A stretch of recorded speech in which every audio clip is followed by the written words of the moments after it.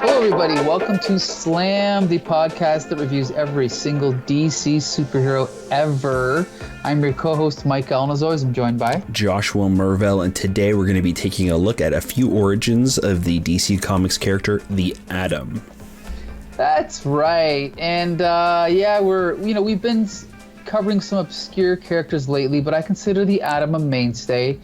Josh, are you familiar with the Atom? I actually am. Yeah, I'm familiar with him from a couple of cartoons, some like Justice League comics, things like that. He's kind of like a recurring character in the universe, so I've definitely come across him quite a few times. I don't know if I've ever actually read any specific Atom comics before, but I am actually pretty familiar with the character. Okay, so yeah, I've always known who he is. He's been a sporadic member of the Justice League. He was on a few episodes of Super Friends, I think. Mm-hmm. I think one of the problems is that whenever he's depicted on the team along with the other leaguers, he's always, a few inches high.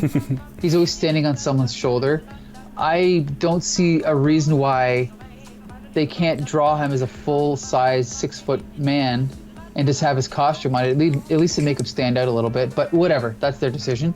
I also kind of didn't realize until I was a little bit older that the Golden Age Atom had no superpowers.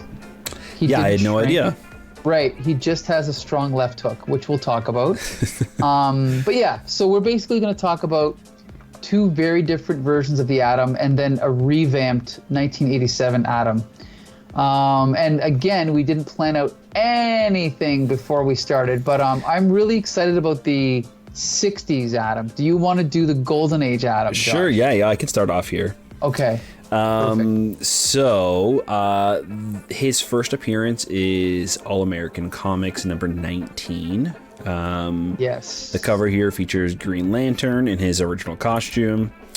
Let me see. And yeah, we are introduced to the mighty Atom, and we kind of get this little blurb letting us know that the reason why everybody calls him Atom is because he's actually just like a really tiny little guy.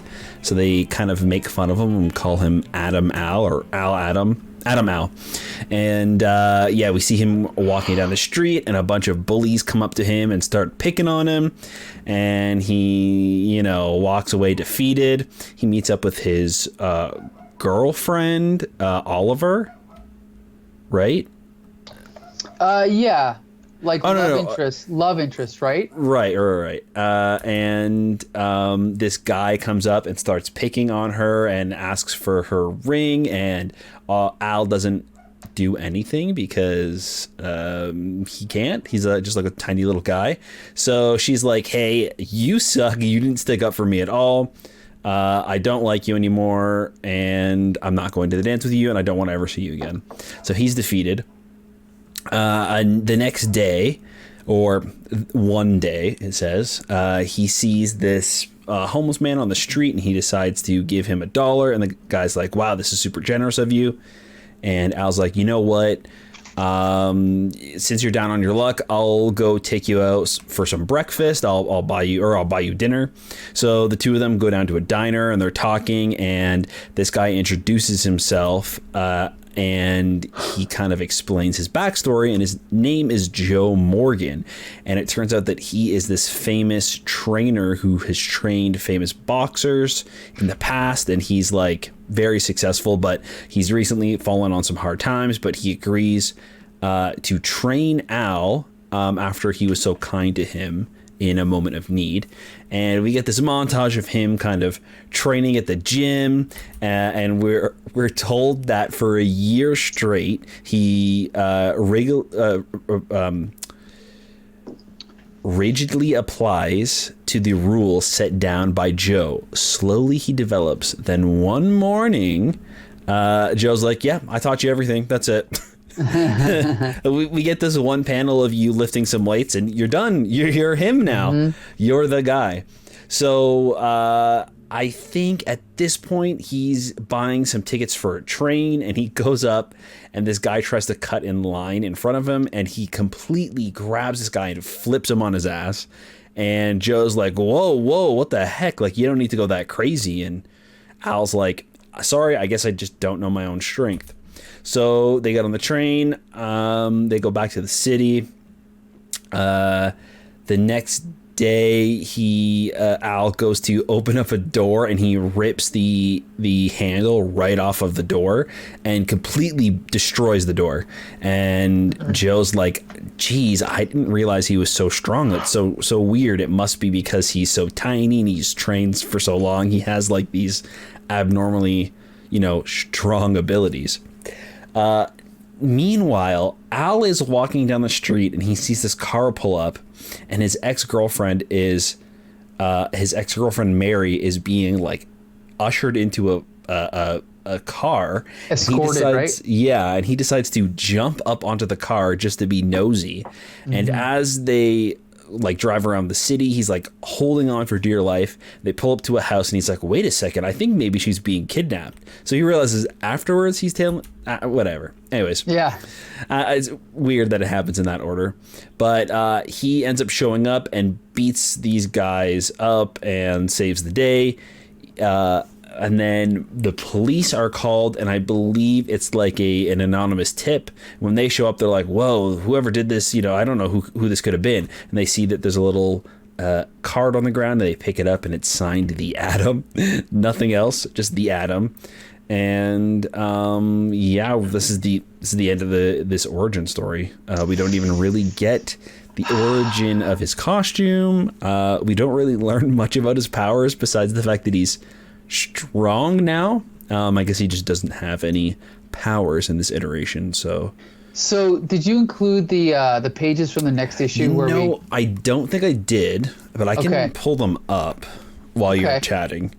Well, I'll just say that officially he did not have any superpowers back in the Golden Age. He was a formidable boxer. He was an expert physicist and a superb athlete.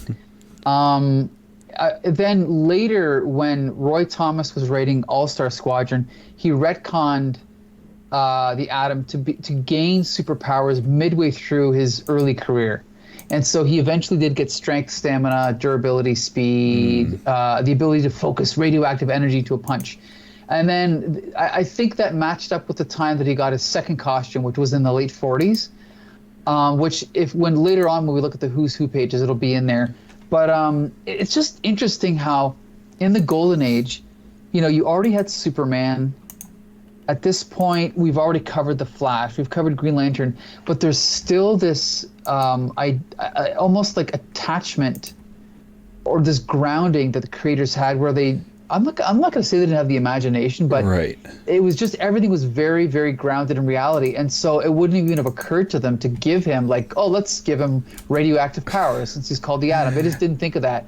So, and again, this also reminds me of some of the versions of Daredevil's origin, Marvel's Daredevil, where he was called, or his father was called the battling Daredevil or whatever, when he was a boxer. And then, here's a guy that kind of looks like him, and his superhero name's Daredevil, but we're never going to put two and two together. The same thing happens here, where he's already called the Atom, but then he gets a costume, calls himself the Atom, but it's supposed to be his secret identity, right? It's kind of ridiculous. But also, this is another recurring theme in Golden Age superhero comics. We don't see him in costume in the first issue. I think this is at least the third time this has happened, which is I just didn't expect it. Right. Let me see if I can pull it up here now. Sure. I can switch over to this one, I believe. There we go. I don't know if you could see this actually, Mike. I could just switch it over for you too. But it's okay as long as the viewers can see it. That's okay. Right. But I guess my question is, what do you think of this costume? This costume, it's interesting. It's kind of just like a wrestler. Like like a big bag tied over his head with a cape. It's a little strange. Yeah, and for those that are not watching, for those that are listening, we should say he has red boots, bare legs. Then he has almost like what is that called that a woman used to wear? Like a babushka. It's like a girdle, kind of like a girdle. Oh yeah. Like kind of round. Yeah, like it looks like some sort of athletic belt. Yeah, or it a might tie be that or you something. used to lift Yeah. weights, right? Then And he like has a dress shirt like tucked into it. It's weird, yeah, because it's a huge deep V Yeah. yellow shirt, then a blue full face mask that attaches to a cape. So it's almost like, imagine if he had Batman's mask but no ears, but then it covers his face completely. Yeah, it's weird. It's not doesn't even really look like, it just kind of looks like a bag tied over his head. Like, Right, it's right, so right. strange. Right. Yeah, I don't love it. I'll tell you, I thought that Green Lantern's Golden Age costume was ugly, but this This is pretty rough. this might take the cake. This is pretty rough, eh? Especially with how great his like modern day costume, or even his updated one, like, it's very good. I love the Adams costume. I agree. So yeah, this is a huge letdown. This really sucks. Yeah. Again, I this has Golden Age charm, but it's very clear why they completely rebooted him when they brought the name back in the 1950s and 60s. Yeah. So I don't know. And the other thing I have to say about this origin, this issue. Yeah, I'm we going to just switch read- back to real Sure. quick. Yeah. The thing I have to say about number 19, again, this was created by people, to be honest, I've never heard of. I'm not a big expert on the Golden Age, but I know most of the big names. But Bill O'Connor and Ben Flinton, never heard of them. And this story feels like a first draft, where I appreciate the idea of being trained by this guy, but the fact that he was a homeless man, right? Yeah, the Joe, And then the that boxer, guy the trainer. coincidentally ends up being a trainer, and it's just if you go back to the template, the ancient template for all these stories, which is of course Karate Kid, it's the idea would be that he, like Al Pratt, knows that this expert's out there, goes to him, and the guy refuses, then he has to help him. But just the fact that, oh, you're in trouble, buddy? Well, I just happen to be a trainer, and I'll train you for 5 minutes, then you'll be an expert. Now, the fact that he comes back and he obviously has not just advanced strength, but he seems to have superhuman strength. Okay, fine. It's a little bit ridiculous, but I can accept it. But I don't know. It just seems, again, like this is the Golden Age. Creators were flying by the seat of their pants, and it just feels very rushed. Like it could have been a little bit better thought out. What do you think? Yeah, I don't love it. I like the idea that they're going for, like you said, like the Karate Kid type of thing. Right. It's very strange that he just bumps into him. Like, he could have even like ran into him like while at the boxing ring looking for a trainer, and they're all like, we're not training you. Exactly. And he leaves, and on his way out he like helps him or something, right? Like, whoa, that was you? It's just, I don't know, it's very just coincidental. Same with this like kidnapping that's happening. Why did they choose to make him realize it was a kidnapping after he stalks them? Yeah. Like, it's such a strange choice, even with the limitations. Like, I don't understand why just like the word bubbles were just swapped around. Yeah, I that's a don't good know. point. It just feels like, again, very first draft. Like all these ideas work, but they could have just been rethought of and just revised a little bit just to improve them, So overall, not great. So this character eventually joined the Justice Society. He lasted with the team until 1949 or so.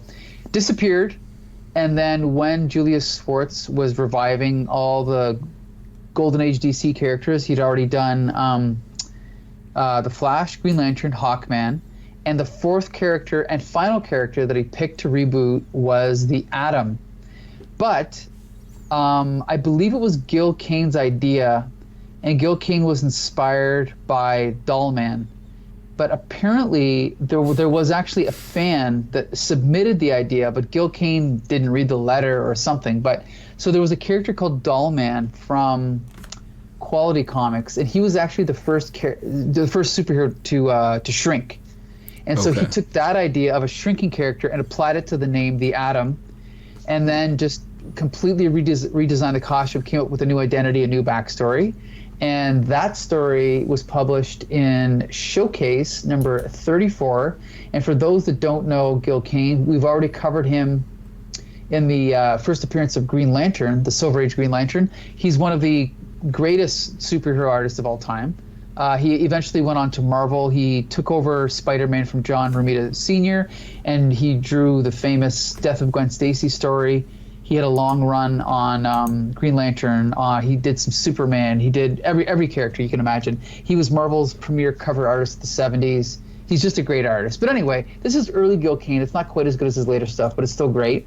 First, let's talk about this costume that he redesigned. As you said earlier, it's state-of-the-art, Silver Age, superhero costume. One piece, just like the Flash, right? Mm-hmm. There's no boots or no separate boots and belt. It's just one piece. Now, Julius Schwartz did force him to add the belt, which Gil Kane did not like. But other than that addition, let's talk about this costume. What do you think about this costume? I think it's great. I love where they've decided to kind of divide up the costume and the colors. I love the Atom logo on his forehead.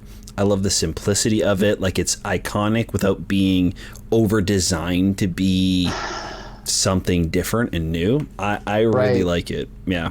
And you kind of know what the character is. Like, you know who the character is. There's an atom on his forehead. But it doesn't look goofy in any way. Like, it's very good. I love it. I agree. And also the subtle detail of having his blue boots and red gloves, right? Usually they'd be the same color, but they're opposite, just because of the way that he made he chose to put the colors. His chest does not have a big A on it, but the shape, the reverse triangle, like not the reverse triangle, but the the shape on the chest kind of resembles an A, so it's kind of nice. And again, only two colors, blue and red. It's a nice design. I really like it.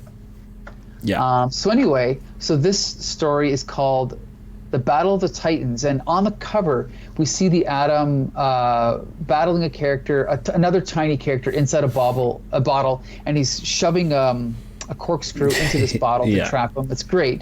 And again, this is a smart cover because the fact that they're in a swamp, but the leaves and the lily pads and the flowers and the grass are all giant, we know exactly what his power is, right? Yeah, it's great. At the top, introducing the world's smallest superhero. And the choice for like the bottle as the thing being, it's a very good cover. Yep. Smart. Yeah.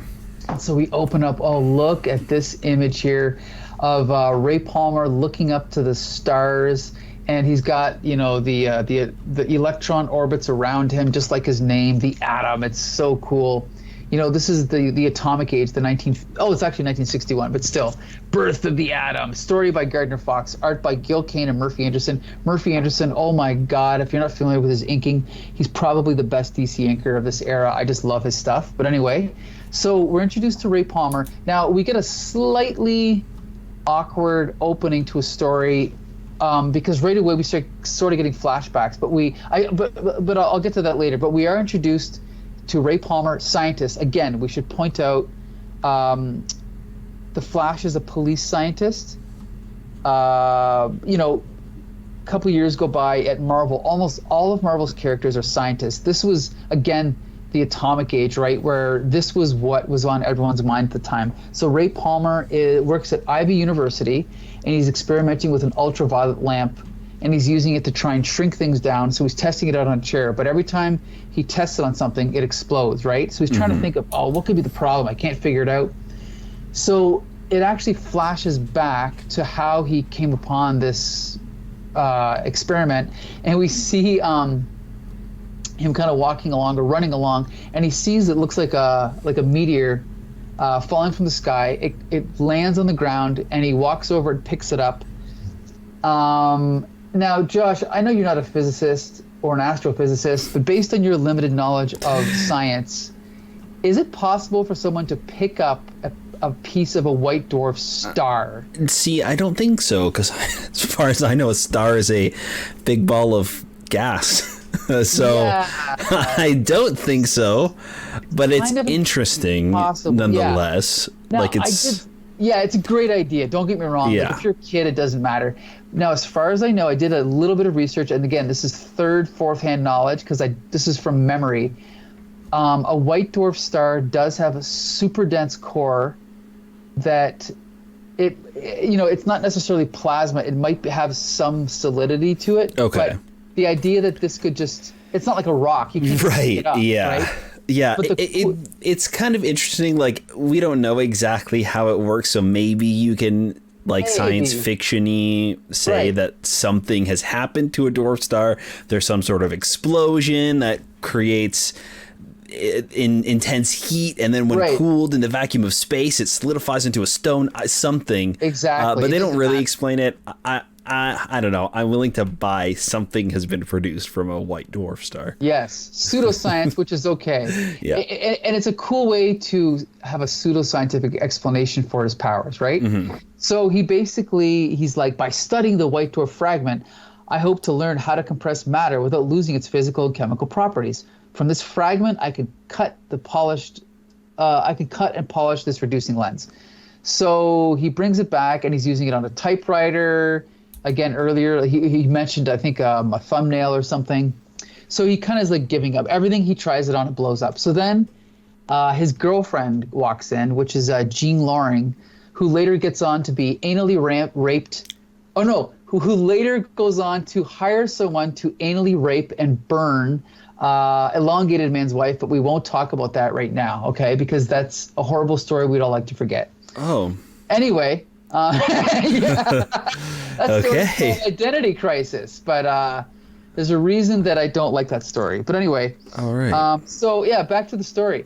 And so we show him going along on a field trip with his students at Ivy University. Jean Loring decides to come with him. Again, beautiful artwork. They're going into a cave here, and they're looking at the can I pronounce this? Stalagmites and stalactites, right? Yeah, stalagmites, stalactites. Yeah, and then just as they're talking about that, all of a sudden there's an earthquake. Is it an earthquake? Yeah, it's basically some sort of eruption. Some kind of cave-in, and it blocks the doorway. And they're like, "Uh-oh, what are we gonna do? We're trapped in this cave." And of course, even though they're in a cave, there's bright light everywhere, but who cares? So he's kind of like moving along on his own. He gets this idea. He's like, He's looking around for an opening, and he sees some sunlight coming through, and he's like, wait a minute. Okay, I see an opening, but the only thing small enough to crawl through this opening is an ant. So what am I going to do? He's like, oh, yeah, I've got that white dwarf lens in my back pocket, so why don't I and he's like, I'll focus it to fan out the ultraviolet radiation. So it'll cover just my body.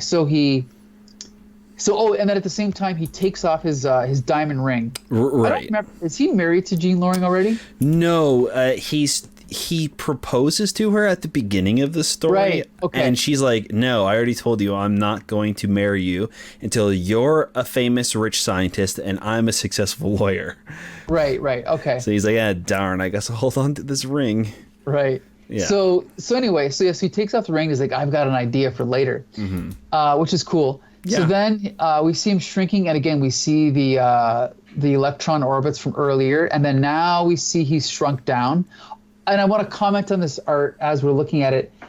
I don't think this, on page 7, this top right panel, it's not the best way to show he's shrunk down, because honestly, by looking at that, you don't know he's shrunk. Yeah.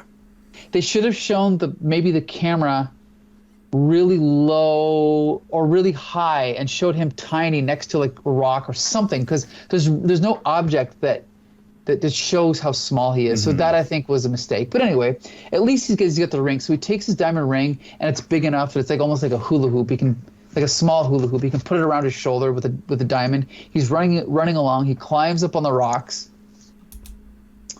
And then he comes out to the opening, and he uses the diamond to cut the opening wider. Right. Which is a little ridiculous, but... It is, yeah. It's kind of an unnecessary, step or whatever. Mm-hmm. And so then he throws the ring back down, and then he's like... and then he uses the ring as a target. Again, like, I don't know why he needed that there. But yeah. It's funny because it's the equivalent of jumping off a skyscraper, how high he jumps. Right. So he jumps back down to the floor of the cave. And then once he gets back down, he grows back to regular size. Grows back to regular size, right? And then he takes the lens, puts it in his back pocket, meets back up with Jean Loring. Or right. Sorry, is it Jean Loring? Yeah, Jean Loring and the kids, and then they're now able to climb out of the opening because it's big enough. And then he helps Jean Loring up, and then he goes back to his office, and then he's like, oh, maybe I've figured out the problem. He's experimenting. Nope, it still blows up, like whatever he's using here. So he's like, well, wait a minute. Okay, I know what it is. Maybe there's something in the special water from the cavern that helped me return to normal size. In other words, the reason I didn't blow up is because of the special water.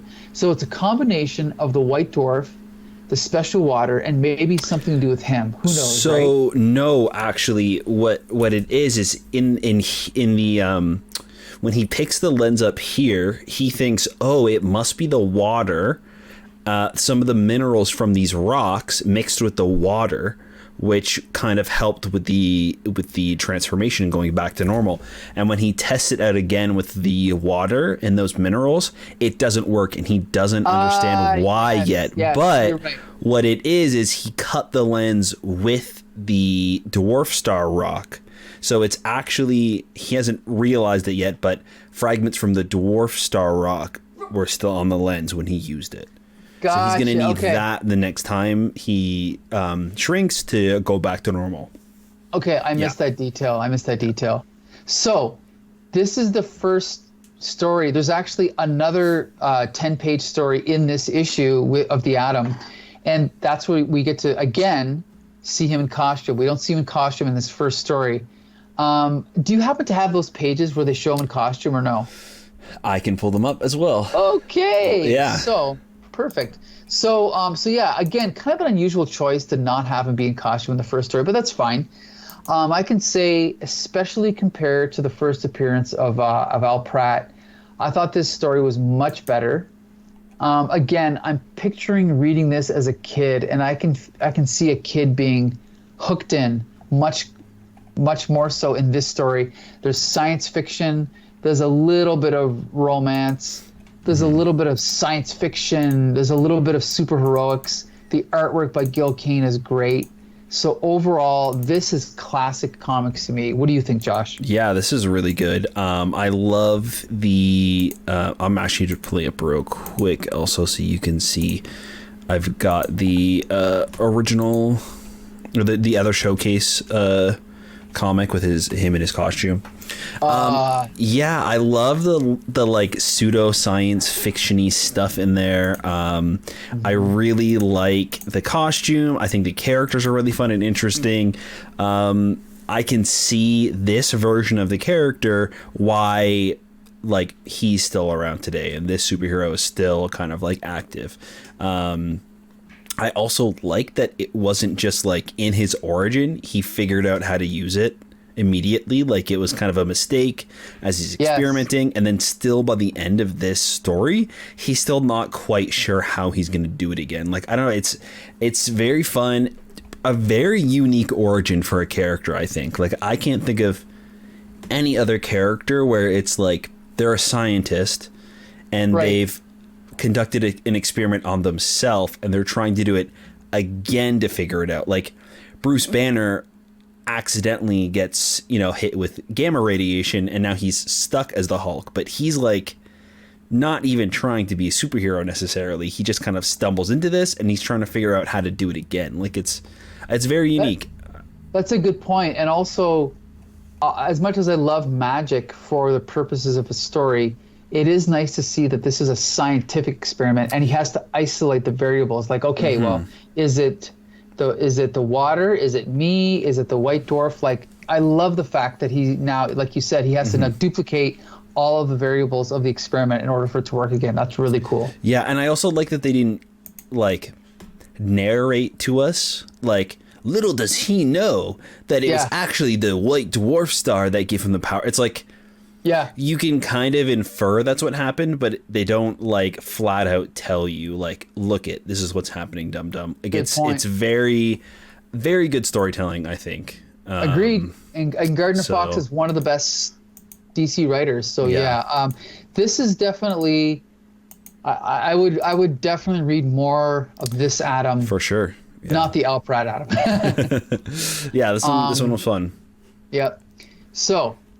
Now we come to our final issue of this episode. So, as most people know, DC rebooted their continuity in 1986 with Crisis on Infinite Earths.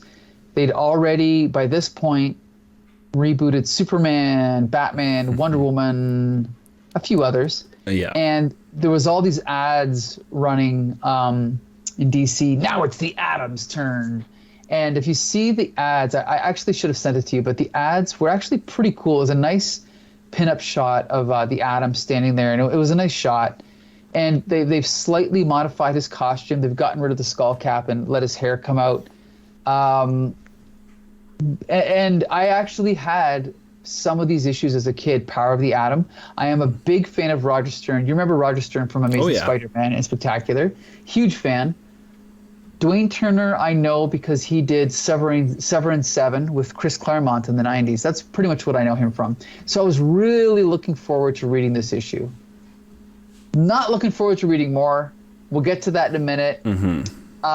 Would you like me to do this one, or do you want to do it, Josh? Or do you want we can kind of trade off. I can start off here. Okay. So we get this splash page of the Atom bursting through a telephone.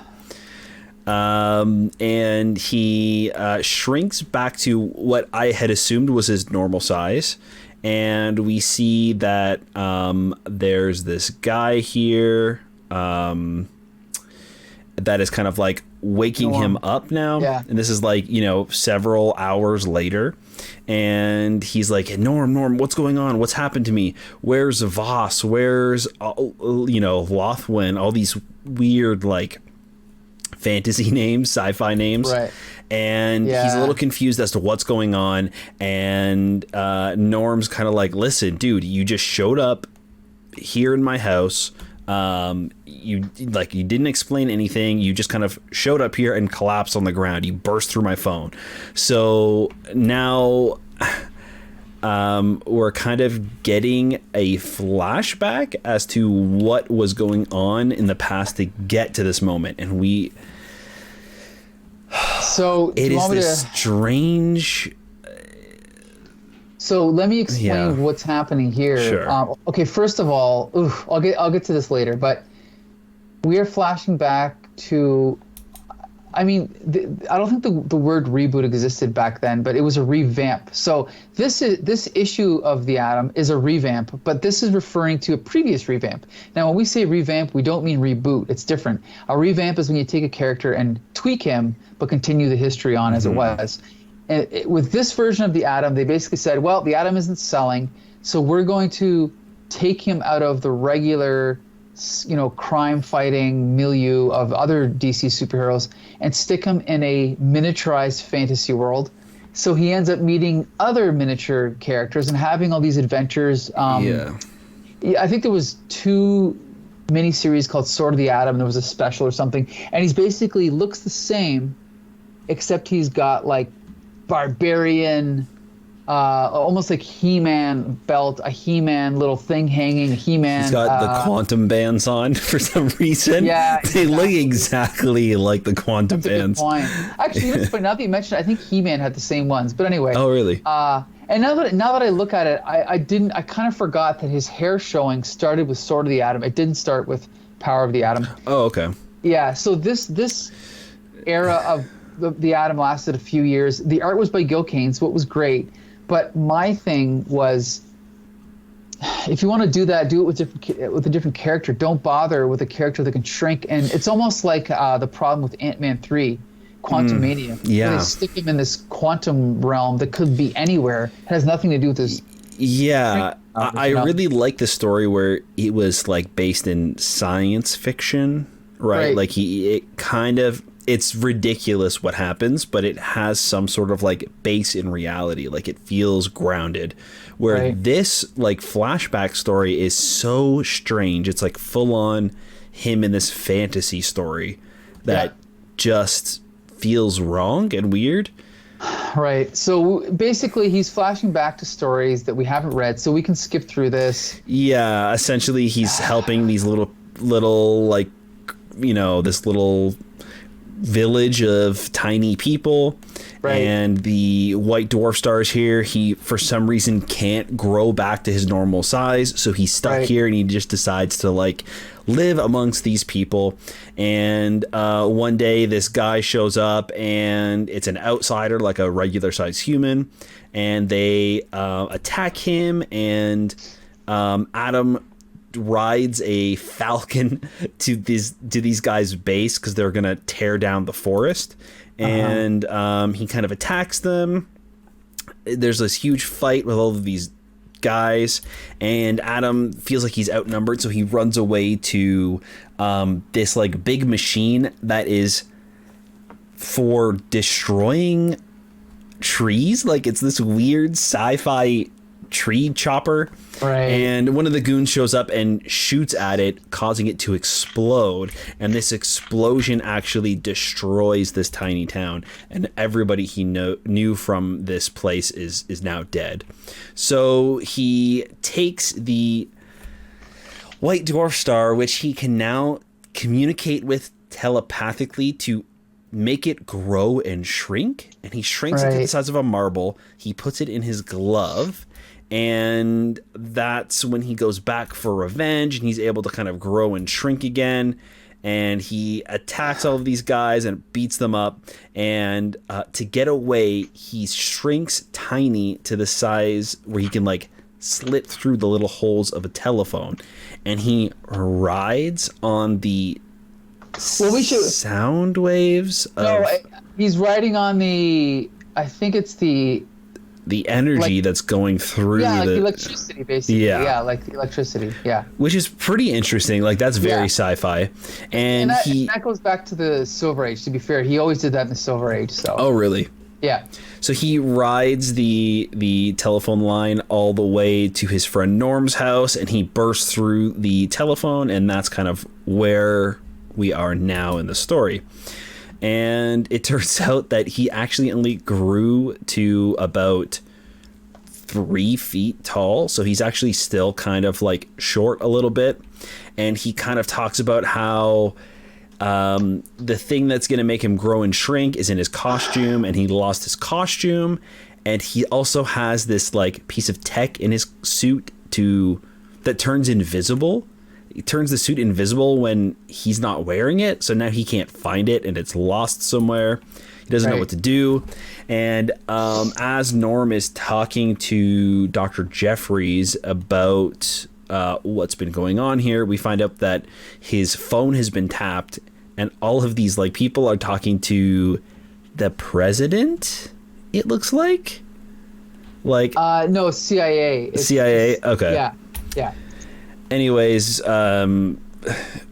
he starts going through all of his old things. Oh yeah, because he also divorced his wife because he was gone for so long, and he left the house to her, and then she was like, I'm done with this, and left. So she sold it to Norm. So now Norm lives in his old house. So he's going through all of his old belongings, and he's seeing pictures of him with the Justice Society and the Justice League, and he's looking at like novels about him, and he's so frustrated that he punches a wall, and it like collapses the wall. These bookshelves like crumble, and he's like, Norm runs in and is like, Ray, what's going on? I didn't realize you even had the power to do something like this. And we're left at the end of this comic with him looking at his own hands and saying, neither did I. So he's not even realizing the strength that he has currently for some reason.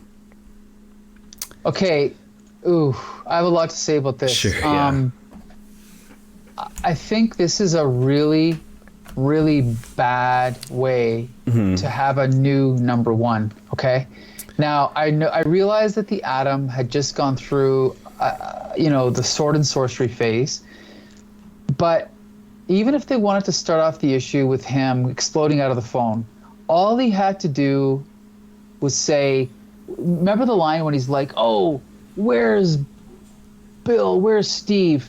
They could have left it at that. He did not need to flash back for all these pages because the reader doesn't care about this stuff. And this is something Marvel and DC did all the time. This doesn't help this issue. Even like just a passing reference to it in one panel would have been enough. If you've come into the Atom, you've already read Power of the Atom, and then you see him go, oh, what happened to blah, blah, blah. Like, okay, now on to the next thing. Now we're in the new era. What happens next, right? This is supposed to be a new beginning. So that's, I think, the first huge mistake with this. The other thing is, if the idea is supposed to be, oh, he's stuck at, 4 feet tall, like you said, it's hard to see that he's not quite full height, because is he 6 feet? Is he 4 feet? It's not enough of a difference. And the fact that the big cliffhanger is that now he has super strength when he's in his full height, it's not intriguing enough to make me want to come back and read more. So honestly, I really think this issue is a big failure. What do you think? Yeah, it's not great. Even the art, it leaves a lot to be desired. Oh, it's horrible. His height changes constantly, not story wise. When he's stuck at 3 feet tall, in some panels, you see here at the bottom left, you can tell that he's very short. He's waist height to Norm. But throughout the rest of the comic, he doesn't look that much smaller than him. No, he kind of looks like normal-ish. He's a little bit short here in this bottom left panel, but the bottom right one, there's no difference. His head, shoulders, Good hands, point. they're all the same size as Norm. I didn't realize he was even shorter at the beginning until he said that he was stuck at 3 feet tall. I was like, whoa, how am I supposed to know that? Look at this.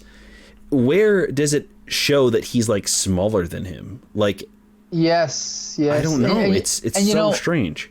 That's one of the tricks with, drawing the human anatomy, is to keep proportions consistent from panel to panel. And to differentiate them. And this artist, I'm sorry, but yeah, you're right. It's weak. That, he does not sell that idea. On top of that, the composition of the panels is weak. The storytelling is okay, but yeah, if you're looking, even the page you're on, page 2, the camera is almost the same distance in every panel. It's on the same side. It doesn't flip around. If you look, it's behind, what's his name, Norm. It's behind Norm. It's behind Norm. It's behind Norm. It doesn't move around. It doesn't go up. It doesn't go down. It's just very weak. The anatomy's weak. He chooses to have shadows in places that really shouldn't be. So I just think overall it's a very amateur, job, unfortunately. Yeah, even the faces at times look weirdly off or very generic. Yeah. Adam doesn't have a unique face to him. It's just comic book character. Yeah, I don't know. I didn't love this. This whole flashback thing was way unnecessary. Yep. I don't know. It's just a way. I don't know. It's just, yeah. I've seen this happen all the way up to. Do you remember Spider-Man Chapter 1? Marvel's Spider-Man Chapter 1, which was mid-90s. It was an attempted reboot of Spider-Man. Yeah. It was garbage, okay? It was written by Howard Mackey and drawn by John Byrne. So you have two veterans who should have known better. Amazing Spider-Man, it gets rebooted to number 1, and the first thing they do is flashback. It's garbage. It's absolute garbage. Now, again, if you took off the number 1 on the cover, you could maybe forgive it. But even the fact that it had a flashback or it had references to whatever was going on, it was just a mess. And I don't think Marvel or DC really learned the lesson as a company until a few years later. But yeah, this is typical at the time. It's unfortunately superhero comics at their worst. And I was looking forward to reading this because I like Roger Stern, but this was just really weak.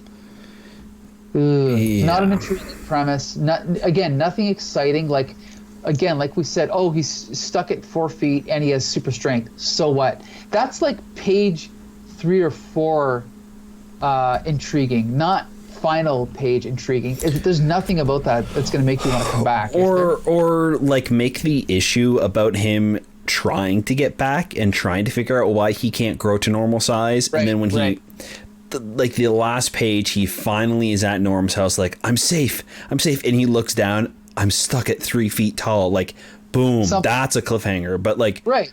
I don't know. It's very strange. I don't quite get what they were going for, because it's not even really like a new origin for the character either. Like it's just kind of like a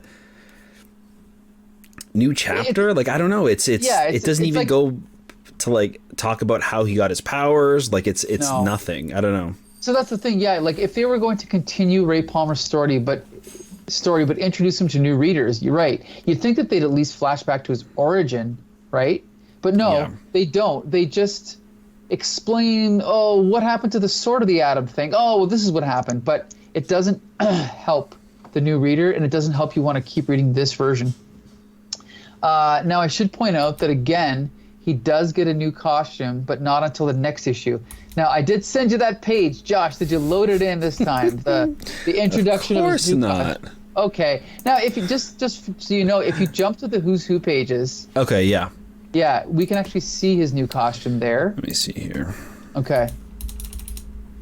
Okay, so if we, so there's the Golden Age Atom. Right. Oh, you can see Al Pratt's second costume there, which is, in my opinion, much better than the first costume. The little head, the little like fin on the top. Yeah, it's pretty fun. Right, very cool. Yeah, the yellow jumpsuit, full yellow jumpsuit, definitely helps as well.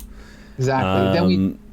This is the tiny sword one with with him holding a sword and with like the belt and all that. So it's got the Sword of the Atom version and the Silver Age Atom version next to each other, just to see both. They're almost the same. Mm-hmm. And then we finally got cut to the 1987 version, which, as you can see, you notice that they've flipped the blue and red on his boots. So now his boots are the same color as his gloves. Right. Yeah, they kind of give him a little bit of like an underwear situation compared to his legs being red all the way down. So more of a typical superhero costume, right? I don't hate it, but I still think I like the other one better. Yeah, I don't hate it, but if you take off that red triangle on his chest, he is as generic as any other superhero. Like it's actually Superman's costume, right? With just a red triangle on the chest. So I do prefer the Gil Kane design. Now, I also want. Go ahead. I think I don't hate the hair sticking out either.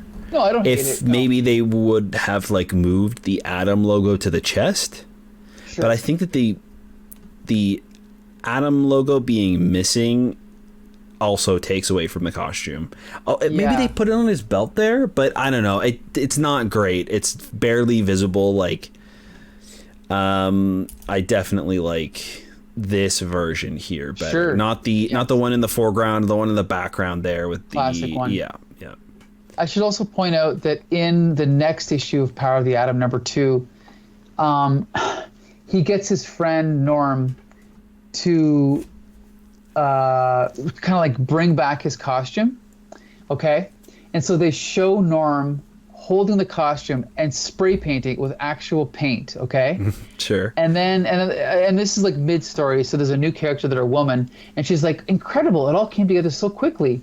And Adam says, well, I have worked with this material before, Ricky. The hard part was designing the circuitry to fit properly. I couldn't have done this without you, either of you. And then Norm says, we just did what we could, pal. I'm sorry I got the dye pigments mixed up. So that's how they explain the new costume, right? It's just, you don't need to explain. Yeah, whatever. But so they do have. It's not even that different. Like it's just the legs there, but just the legs. Yeah. So I have read, I think every DC revamp of the mid '80s. I mean, we've already talked about. I'm sure in the past you've probably read the post-crisis Superman, Batman. We've talked about Hawkman with Hawk World. We've talked about a few others. This is the weakest, I think. This is absolutely the one I have no desire to continue on reading. The only thing that I really liked about this was that it was on newsprint and the colors by, let's see here, who is this? Nancy Houlihan. At least and this is something that non-regular comic readers always say when they come on our podcast. They say it looks like a comic book. And that's the one thing I like. It's like, oh, well, at least it looks like an 80s comic. Yeah. But other than that, there's nothing good about it. No, I'm not a huge fan of this one. The Silver Age one was super interesting, and I actually want to go find more comics and continue that story. This I have zero interest in. I don't know. It's just it somehow feels like more dated than the Silver Age one too. Like the Silver Age one is very timeless. It's just, I don't know. It could kind of take place anywhere. This feels just so weird. I don't know how to describe. It's just so strange. That's a good point, and that's also that. Okay, for example, I'm sure. Have you read the Batman Adventures comic book, the one that's based on the animated series? Yeah. Okay, it is so awesome, and one of the reasons it's so awesome is because you can take an issue from 1993 and an issue from 2023. And it's exactly the same style. It's like Charlie Brown. It doesn't change, and it's timeless, right?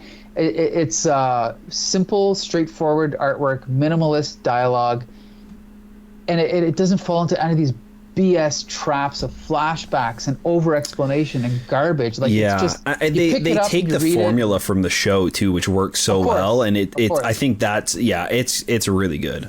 Yeah, I think that's what's great too about certain, like, I think some of the best comic stories are the one-offs. They are like the side stories, or like the ones that don't have to be connected into this universe. And I think that's a huge problem with just the superhero genre in general. Like, even with the movies, like, it's just, it doesn't always need to be tied into the thing previous. It doesn't need to be explained. It's sometimes better when it's just its own thing. Like, tell a good story first that just happens to be set in a world of superheroes. Like, yeah, this one sucks. This one really suffers for being that. And I gotta say one thing. I'm not gonna name names, but I was once doing an episode of Comic Book Syndicate with someone, and I said, "Hey, we usually in our fourth segment we have a debate or a discussion about just a general topic. Do you have any ideas? Like, we can talk about anything in the world. We can talk about reboots. We can talk about formats. We can talk about history." And he goes, "Oh, I know what we can debate about." He said, if you really dig deep enough, you can prove that DC and Marvel happen in the same universe. And I said, first of all, who the hell cares if they do? Second, why would anyone put in the effort to prove that? Third, no, we're not going to talk about that. It's not worth it. But there's a segment of the, fandom that is obsessed with this idea of, you can prove that Lord of the Rings takes place in the same universe as Magnum PI. There's always right. Clues. I don't care. I don't want. Well, you see, C-3PO was on an episode of Sesame Street, so... Don't care one bit. Elmo actually lives in a galaxy far, far away. Exactly. So, yeah. BS. Yeah. Anyway, so that concludes our review of The Atom.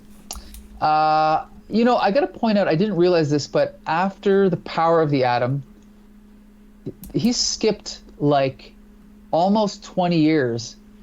Or 15 years, and then he next appeared in a series called The All New Atom, and that was featuring Ryan Choi or Chua. Okay.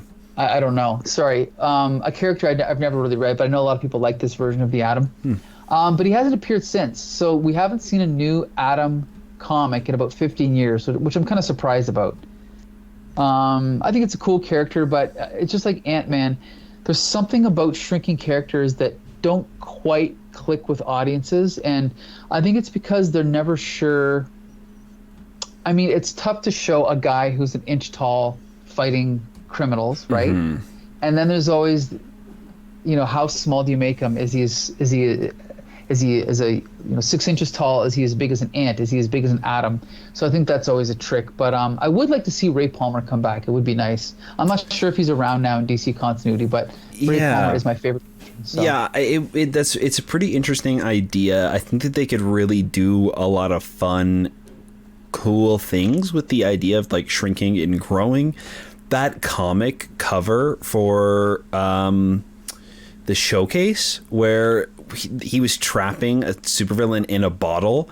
That's such an interesting idea, and I think that the like thought that he could shrink other people to fight them as well, and kind of have like these different powers, showing like everyday mundane objects being used as like super gadgets, with like the ring being able to cut, as ridiculous as it is, the diamond on the ring being able to cut stone.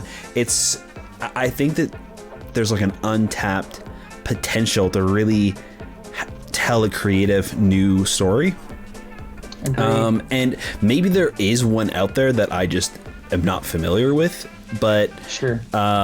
If anybody out there listening is familiar or really loves an Adam story, reach out to us, let us know, because I'm actually interested to know more about this character, because I don't really know that much about him. I guess that can kind of lead into me signing off here. I don't know if you have anything else. No, I was just going to say, be sure to check out next week's episode. Actually, sorry, 2 weeks from now's episode of Slam, in which we will be talking about none other than the Red Tornado. Ooh, that's the Golden Age Red Tornado and the Silver Age Red Tornado, and then a surprise third iteration of the Red Tornado, which we'll talk about next week or next episode. So be sure to join us for that, as well as for that's Slam. Be sure to join us for Tate Crusaders once the strike is over, which we'll be talking about all kinds of movies, including Superman 2, Swamp Thing, a bunch of other things. Right. As well as a deluge of new movie reviews, including Blue Beetle, The Flash, Teenage Mutant Ninja Turtles, and more. And you can take it from here, Josh. Right. And I think we've got a tentative deal for the writers. I think that's ending, so hopefully the actors will be following up soon, and we can start talking about these things and kind of releasing these videos that we've been recording this whole time. But yeah, you could find all of our stuff over on our website at thecomicbooksyndicate.com. You can also find our stuff and our videos on our Facebook and YouTube channel. We're starting to slowly do more and more video podcasts. So if you're listening to the audio version of this and you would like to visually see the comics, the pages, the panels we're talking about, you can check out the video versions of this on our YouTube channel.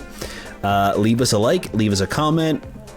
Let us know what you guys think about the stuff we're talking about. We want to keep that comics conversation going, so keep in touch. That's right. So until the next time, see you later.